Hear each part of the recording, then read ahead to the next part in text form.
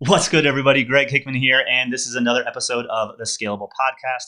And in this episode, what I want to talk about is what should your productized service be? If you've been doing services and you've maybe been an agency and you're looking to make that transition, like what should your offer be? That's what we're talking about in this episode. Let's get it going. For 3 years, my agency built funnels and automation systems for the biggest names in marketing today. Since then, I've transformed that agency into a hyper-profitable training and consulting business. While everyone is out there talking about scale like it's some sort of destination, we'll be asking the real question. How do you transform your business into a more scalable model using the knowledge, skills, and expertise that you already have? This podcast is here to give you the answer. Join me and follow along as I learn, apply, and share the strategies I'm using to build my multi-million-dollar business. My name is Greg Hickman, and welcome to Scalable.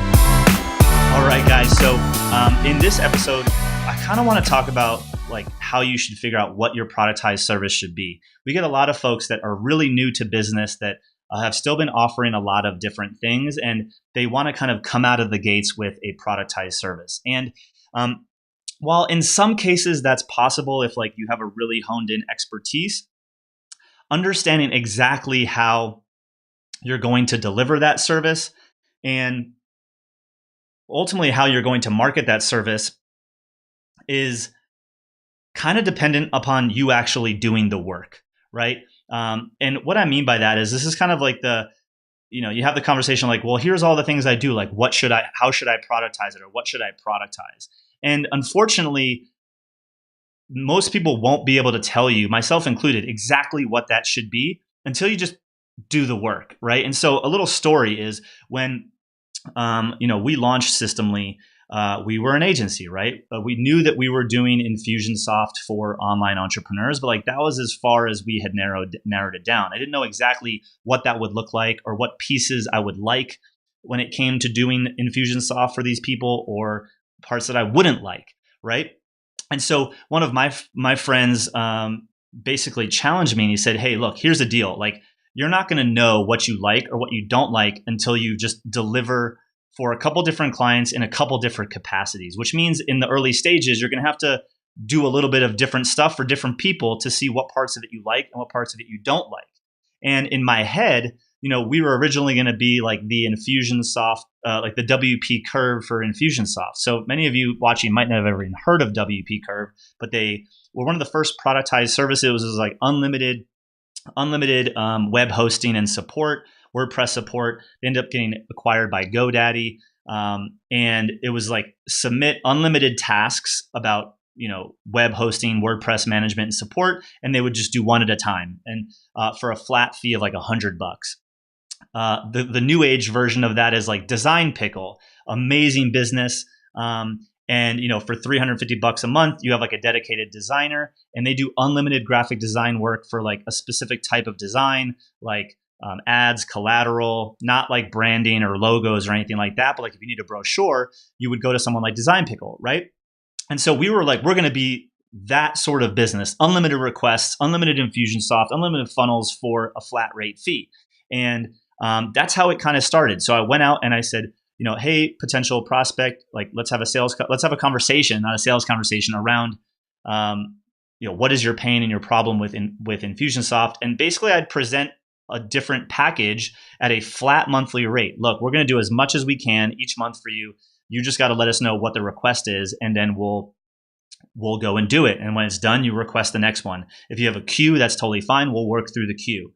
And we'll kind of give you, every time you request something, we'll give you an idea as to how long it's going to take to turn around. Now, knowing what I know now, if I were to relaunch that service, I probably could pull it off. I don't think it's one that I would want to create, but that's how we started. And so, I had one client paying $300 a month, one client paying $500 a month, one client paying $600, one client paying $1,000.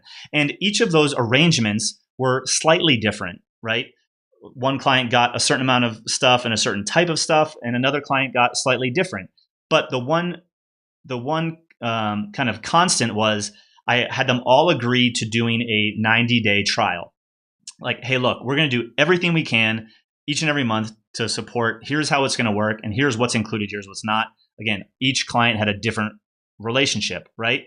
And so we got to do the work for 3 months, and we got to try different types of that work. And guess what we learned? We learned, man, we don't like this, that, and the other thing. We love this, and the other thing, right? And we also realized, crap, in order to do this, that, and the other thing, we can't just charge $200-$300 a month or even $500 a month. Like, we need to like up level the service because of how customized a lot of the work was at that time.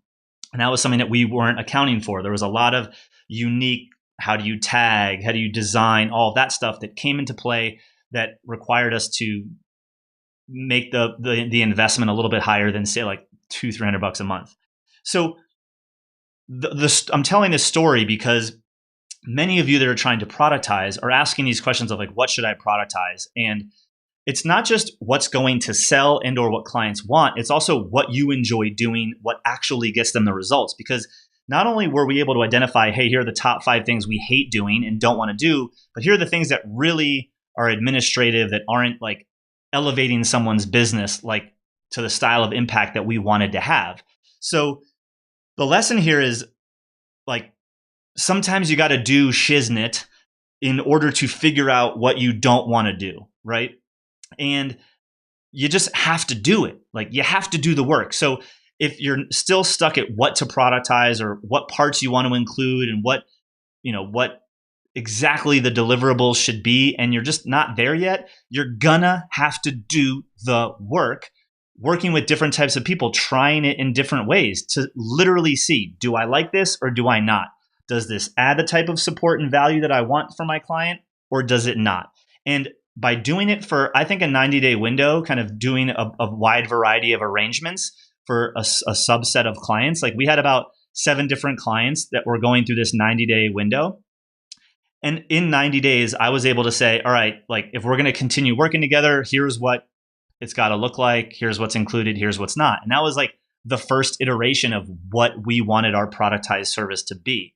But if you've never delivered the work, if you've never done the work, it's all just theory, right? So I think the fastest way for you to figure that out is just to do the damn work and find out what parts you like, what parts actually get your clients the results, and how you want to iterate and innovate the offering to the next stage to then start selling phase 2 of it, period. Right? So if you've been avoiding doing the work, sorry, you're going to continue to be asking this question, and a question that most people won't be able to answer.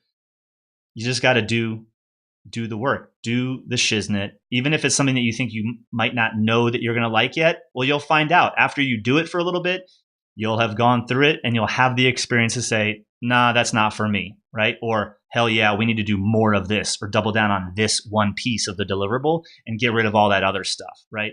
So it's just a fast path to having the experience to know how to productize. Because if you don't have experience delivering stuff for your clients, you're never going to be able to identify those loopholes or the ways to streamline getting them to the result, which is going to allow you to productize the delivery part of what you're selling anyway. So that's all I got for you today.